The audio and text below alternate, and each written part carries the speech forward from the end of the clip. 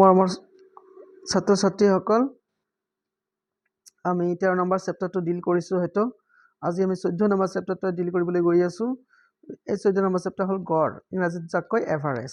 1 number কুৱেশ্যনটো তোমালোকে চোৱা, 4টা সংখ্যাৰ গড় 30, প্ৰথম 3টা সংখ্যাৰ সমষ্টি ইমান হ'লে চতুৰ্থ সংখ্যাটো হ'ব কিমান হ'ব? আচ্ছা, 4টা সংখ্যাৰ গড় হ'ল 30, প্ৰথম 3টা সংখ্যাৰ সমষ্টি হ'ল 85, হলে চতুৰ্থ সংখ্যাটো কিমান হ'ব? আচ্ছা, তোমালোকক সিম্পল ভাষাত মই বুজাইছোঁ।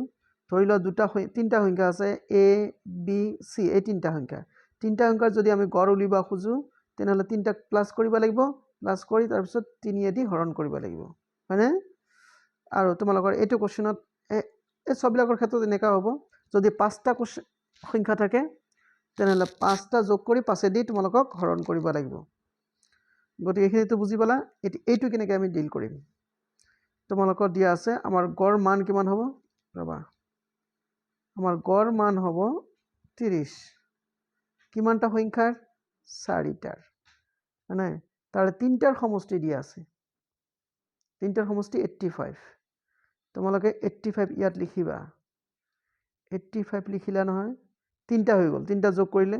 আৰু আনটো চতুৰ্থটো ধৰি লোৱা হ'ল এক্স, চতুৰ্থটো আমি এক্স বুলি ধৰি লৈছোঁ। এতিয়া এক্সৰ মান আমি উলিয়াম। কি কৰিবা? এইফালে ইমপ্লাইজ দিয়াৰ পিছত 85 প্লাছ এক্স সমান সমান 4 3 গুণ 12, 120, হয়নে?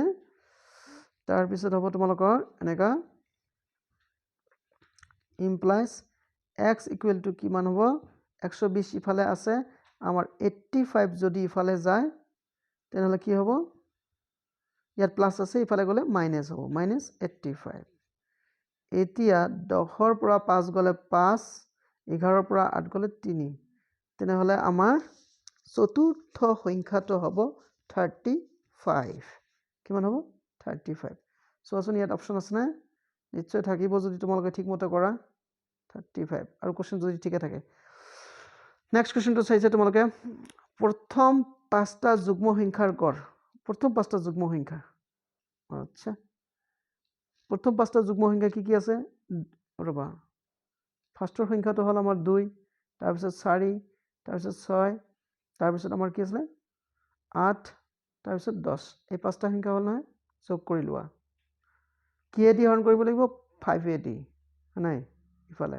এতিয়া যোগ কৰিবা কেনেকৈ? তোমালোকে যি কনভেনশ্যনেল ষ্টাইলত যোগ কৰিবা, ইয়াত এইটো নকৰিবা। এই যে 4 আৰু 6 যোগ কৰিলে 10, 2 আৰু 8 যোগ কৰিলে 10, তেনেহ'লে কিমান হ'ল? 30। কিমান হ'ল? 30। গতিকে 30 তলত আছে আমাৰ 5, গতিকে 5 দি 30 যদি আমি কাটাকাটি কৰোঁ কিমান বাৰ যাব? 6 বাৰ যাব, গতিকে 6 হ'ব আমাৰ আনচাৰ। তোমালোকে চোৱাচোন 6 আছেনে? নিশ্চয় থাকিব। এই অপশ্যন 3, 3ৰ প্ৰথম 5টা গুণিতকৰ গড়। আচ্ছা, 3ৰ প্ৰথম 5টা গুণিতকটো গমেই পোৱা তোমালোকে। 3ৰ প্ৰথম 5টা গুণিতকৰ 3 1 গুণ, তোমালোকে গম পোৱা 3 1 গুণ 3, 3 2 গুণ 6, 3 3 গুণ 9, 3 4 গুণ 12, 3 5 গুণ 15। গতিকে হ'ল, যেহেতু 5টা আছে 5 দি হৰণ কৰা আৰু এইকেইটা ধামাধুম যোগ কৰা। তোমালোকে যোগ কৰা। এইখিনিতে তোমালোকৰ এটা ইণ্টাৰেষ্টিং কথা মই কৈ দিছোঁ, তোমালোকে যদি বুজা। ইয়াত 3 তোমালোকে কমন ল'লা, কমন ল'লে প্ৰথমটোত 1 থাকিব, পিছত 2 থাকিব, তাৰপিছত 3 থাকিব, তাৰপিছত 4 থাকিব, তাৰপিছত 5 থাকিব, হয়নে? আৰু তলত 5। এইটো 3 গুণিতকৰ কাৰণে এনেকুৱা হৈছে, যদি 5ৰ গুণিতক হ'ল হয় ইয়াতো তোমালোকে সেম ইউজ কৰিবা, মাত্ৰ ইয়াত 3ৰ জেগাত, ইয়াত 3ৰ জেগাত তোমালোকে 5 ইউজ কৰিবা, 5 ইউজ কৰিবা। ইকুৱেল টু, ইফালে চোৱা তোমাৰ এবাৰ, আচ্ছা 3 এইটো থাকিল, এইটো ইনটু হৈ আছে, 1 আৰু 2 3, 3 3 6, 6 4 10, 10 5 15, ওপৰত থাকিল আমাৰ 15, তলত থাকিল 5, কাটাকাটি কৰিম আমি। ৰবা, 5 1 গুণ 5, 5 3 গুণ 15, গতিকে ওপৰত আমাৰ থাকি গ'ল 3 পূৰণ 3, 3 পূৰণ 3 কিমান হয়? 9, গতিকে 9 হ'ব আমাৰ কাৰেক্ট অপশ্যন। চোৱাচোন 9 আছেনে নাই? নিশ্চয় থাকিব, অংক যদি ভাল কৰি কৰা যায়। গ'ল প্ৰথম 5টা মৌলিক সংখ্যাৰ গড়। নেক্সট কুৱেশ্যনৰ কথা কৈছে মানে, প্ৰথম 5টা মৌলিক সংখ্যাৰ গড়। মৌলিক সংখ্যা এতিয়া মৌলিক সংখ্যা কাক বলে তোমালোকক জানিব লাগিব প্ৰথম পাঁচটা মৌলিক সংখ্যাৰ গড় প্ৰথম মৌলিক সংখ্যাটো 2 তাৰপিছত 3 তাৰপিছত 5 তাৰপিছত 7 তাৰপিছত কোনটো হ'ব 9 নহ'ব কিন্তু দে 11 হ'ব গতিকে এইবাৰ যোগ কৰা তোমালোকে যোগ কৰি 5 ৰে হৰণ কৰা যোগ কেনেকৈ কৰিবা এই এনেকা 2 আৰু 3 5 5 আৰু 5 10 10 হ'ল আৰু 7 আৰু 11 18 হ'ব 10 আৰু 18 28 28 তলত থাকিল 5 এতিয়া তোমালোকে কৰিবা কি 28ক তোমালোকে 5 ৰে হৰণ কৰা 5 5 গুণ 25 বাকি থাকিল 3 দশমিক ললা 0 হ'ল 5 6 গুণ 30 গতিকে আমাৰ ৰিজাল্ট আহিল গ'ল কিমান 5.6 কিমান 5.6 so দেখোন 5.6 আছে নাই of course question number 4 option number 4 5.6 next question to কি আছিল তোমালোকৰ 10 19 21 22 আৰু 26 ৰ গড় ওকে ৰবা তাৰ আগতে অলপ মুছি দিছো পুৰা লেটাৰ আহিছে ইয়াত আমি এতিয়া 5 নম্বৰ কোৱেশ্চনটো ডিল কৰিম 5 নম্বৰ কোৱেশ্চনটো ডিল কৰিবলৈ যাওঁতে কিমান আছিল 10 লিখিলা তাৰ পিছত 19 তাৰ পিছত 21 তাৰ পিছত তোমালোকৰ 22 তাৰ পিছত 26 26 যেটো পাঁচটা আছে পাঁচটা আছে না পাঁচেদি হৰণ কৰা সমান সমান আচ্ছা এই যে 19 আৰু 21 তোমালোকে যোগ কৰিবা মই তোমালোকক দেখাইছো 19 আৰু 11 যোগ কৰিলে কিমান হ'ল 40 40 আৰু 10 যোগ কৰিলে 50 ইয়াত আমাৰ ইতিমধ্যে 50 হৈ গ'ল প্লাস আৰু 22 আৰু 26 নাই তোমালোকে 22 আৰু 22 ধৰি লোৱা 22 আৰু 20 ধৰা আৰু বাতিছো আচ্ছা 2 আৰু 6 যোগ কৰিলে তোমালোকৰ হ'ব 8 2 আৰু 2 যোগ কৰিলে 4 48 by 5 আচ্ছা নেক্সটত আমি কৰিম কি এবাৰ সমান সমান 50 আৰু এটো যোগ কৰিলে কিমান হ'ব 98 by 5 আকৌ 98 ক তোমালোকে 5 এদি হৰণ কৰিবা নহয় না 98 divided by 5 5 এক গুণ 5 হ'ব বাকি থাকিল ইয়াত কিমান 4 48 5 9 জাৰ 9 বাৰ দিলে 5 9 গুণ 40 কিমান হ'ল 45 বাকি থাকিল 3 ইয়াৰ ডেসিমেল ললা 0 হ'ল 5 6 গুণ 5 6 গুণ 30 তাৰ মানে 19.6 হ'ব কিমান হ'ব 19.6 সো অপচন ইয়াত আছে নাই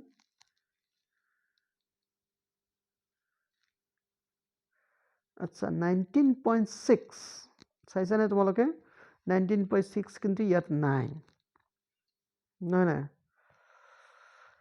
19.6 যদি নাই তেনেহলে কোনটো হ'ব ৰবা এইখিনিতে অলপ টুইষ্ট আছে তোমালোকৰ আনসাৰ হ'ব কিন্তু 20 পৰীক্ষা তোমালোকে বহুত বেছিভাগ ষ্টুডেন্টে এইটো ভুল কৰে 19.6 তোমালোকে পাইছা কিন্তু 19.6 নাই ইয়াত আছে 19 ইয়াত আছে 20 কোনটো দিম ইয়াত তোমালোকে এপ্ৰক্সিমেট ভ্যালুটো ল'ব লাগিব এপ্ৰক্সিমেট মানে আসন্ন মানটো বুজাই দিছো 19.6 এই 0.6 ৰ পিছত আমাৰ কি আছে পইণ্টৰ পিছত আমাৰ 6 আছে কি আছে 6 আছে এই 6 টো আমাৰ পাছতকৈ ডাঙৰ নে সৰু নিশ্চয় ডাঙৰ যদি ডাঙৰ হয় এটোক বাদ দি সন্মুখত +1 কৰিবা কিমান হৈ গ'ল 20 সেইকাৰণে আমাৰ আনসাৰটো হ'ল 20 আচ্ছা এতিয়া 6 নম্বৰটো তোমালোকক কৰিছো 6 নম্বৰটো কি আছিল লাষ্ট তিনিটা সংখ্যাৰ গড় 12 ইয়াৰ দুটা হৈছে 13 আৰু 15 তৃতীয় সংখ্যাটো কি ও এটো না এই আগৰটোৰ দৰে তিনটা সংখ্যাৰ গড় হৈছে 12 এটা 13 এটা 15 বাকিটো কোনটো ৰবা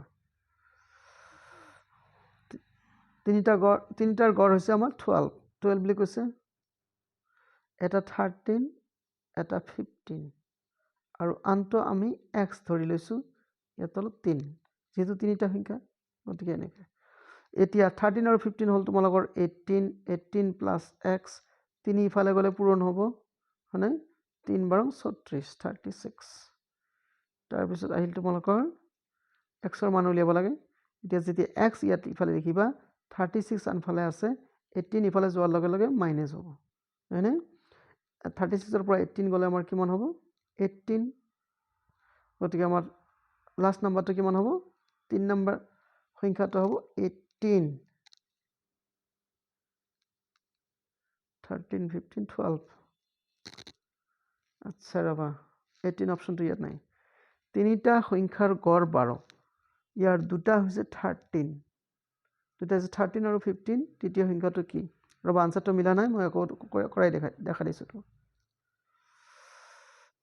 কিমান আছে 13 আৰু 15 13 আৰু 15 হলে 28 আৰু মই ইয়াত কিমান লিখিছো 18 লিখিছো ভেৰি গুড সোৱা খামখেয়ালি তেনেকা হৈ থাকে মানুহৰ গতিকে ইয়াত 13 আৰু 15 যোগ কৰিলে 18 নহয় 28 হয় 28 তেনেহলে ইয়াত কিমান হ'ব ইয়াতো হ'ব 28 তেনেহলে 26 ৰ পৰা 28 36 ৰ পৰা 28 বাদ গলে আমাৰ মাত্ৰ 8 হয় কিমান হয় 8 হ'ব 36 - 28 8 ওকে গতিকে চোৱাচোন অপশনত 8 আছে নাই কেতিয়াবা সবে ভুল কৰে আমিও ভুল কৰো হা গতিকে এই ভুলটো শুধৰাই ল'ব পৰাটো হৈছে কথা গতিকে তোমালোকে চাবা এইবাৰ তোমালোকক মই এটা অংক কি কোশ্চেন দিছো কোশ্চেনটো তোমালোকে ডিল কৰিবা এই কোশ্চেনটো যদি তোমালোকে সঠিক উত্তৰ দিব পাৰা তেনেহলে তোমালোকক গিফট দিয়া হ'ব যোৱা ভিডিঅত এজনী পাইছিলে দিয়া হৈছে পল্লৱী ঘোষ নামৰ ছোৱালীজনী তোমালোকেও লিখিবা তোমালোকেও পাবা আচ্ছা এই ৰিলেটেড এইটো হয় আচ্ছা তিনিটা মানে ছটা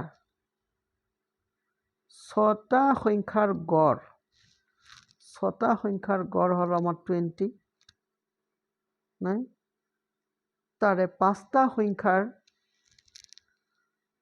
সংখ্যাৰ যোগফল হল আমাৰ 80 পাঁচটা সংখ্যাৰ যোগফল হল 80 নাই তেনলে বাকি সংখ্যাটো কিমান হ'ব তোমালোকে উলিয়াই তোমালোকে মোক জনাবা কমেন্টত জনাব পাৰিলে তোমালোকৰ গিফট দিয়া হ'ব চোৱাৰ কাৰণে ধন্যবাদ